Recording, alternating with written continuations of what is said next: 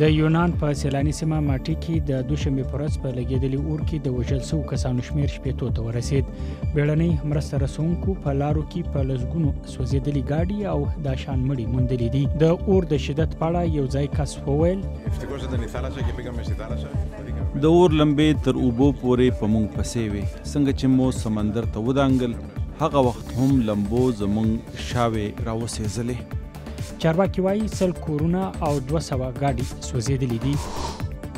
د سټلایټ انځورونه ښیي چې شمالي کوريا د تاسیساتو هغه ودانۍ له منځه وړي چې پکې د توغنديو انجنې جوړېدلې.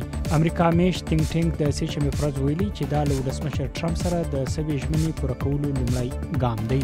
د جولای شلمې انځورونه څخه ښکاري چې د سوهایي مرکز ودانۍ په له منځه وړلو کار روان دی. دا د ایټالي د کاستیلوچیو سیمې دښتې دي. تیر کال وچکلي ګلان غوړېدو ته پرې نه شود، خو سږ کال دغه دښتې په ششتي ګلونو، کوکنارو او د جوارو په بوټو پوښلي دي. سیلانیان په ډلو ډلو ورته راځي. تانیا روسو دلته خپلې کلیزې لمانځلو ته راغلې او وایي دغه شنګشتي ورته د ازادۍ احساس ورکوي.